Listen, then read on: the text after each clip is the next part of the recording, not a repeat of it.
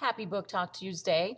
In honor of our author that is coming tomorrow, Marcia Forchik Skripik, I thought I would talk about some other historical fiction books.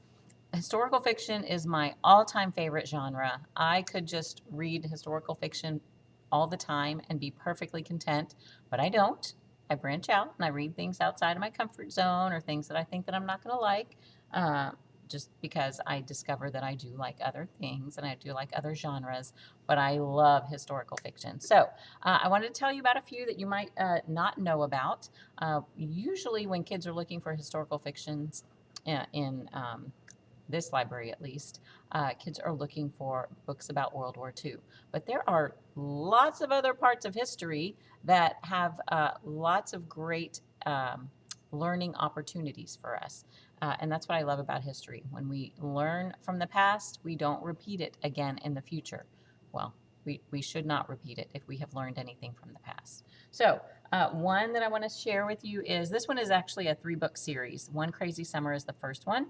The author's last name is Williams, well, Williams Garcia, so it would be in the W's. So these 3 sisters, live with their mom in Oakland, California.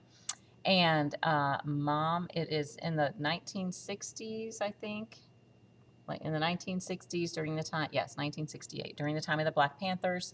A lot of civil rights movements and anger happening during that time.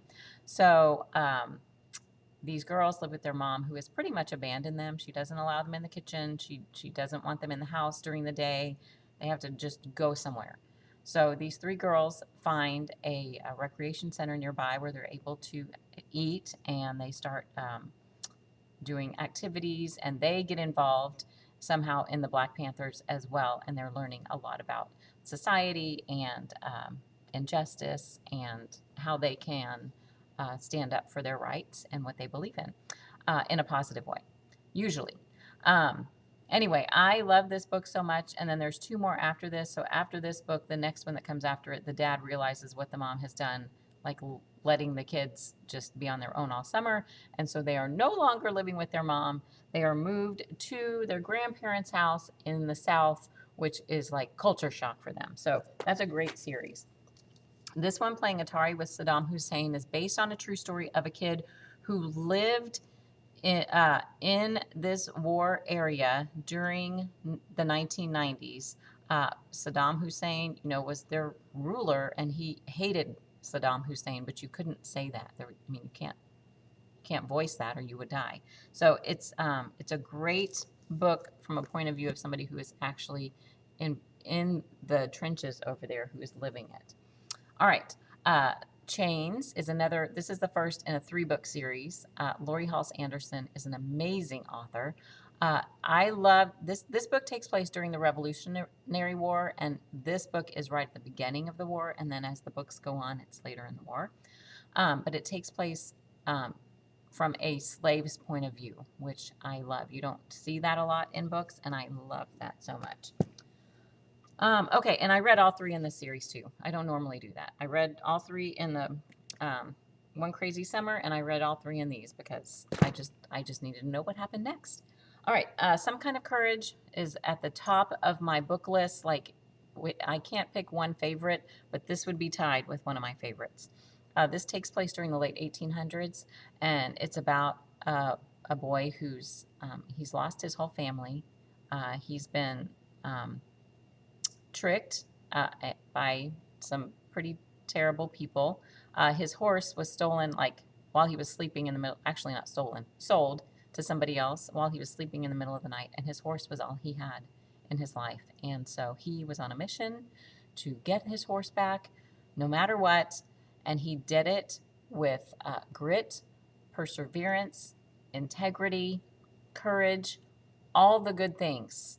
He did it with that. And I just think that this is a book that everybody should read. It's so good. Liberty is in a series. I don't know that the series actually has a name. It probably does, but I don't know what it is.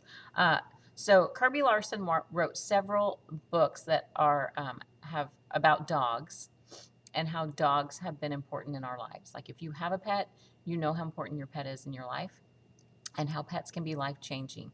So these dogs are all part of families or part of certain people's lives during times of war.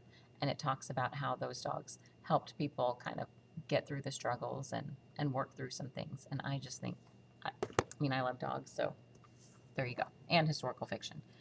We Dream of Space takes place in the 1980s.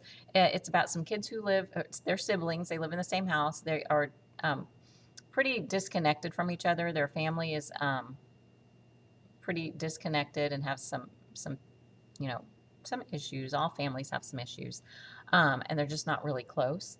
The only thing that really connects these kids together is their science teacher, who loves science and is super excited about the Challenger launch that's about to happen. And so they all have space missions that they have to do and complete before the actual space launch of the Challenger. And then when the Challenger launches, none of them could have expected what happened next. And they have to come together in a really important way after that, because that devastated the whole country. Okay, next, World War II. So I thought I would get to that.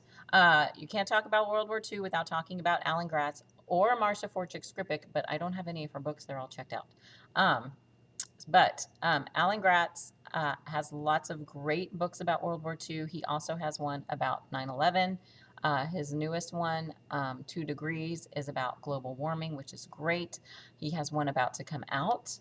I don't know when it's coming out. It's not out yet, but it's about Pearl Harbor.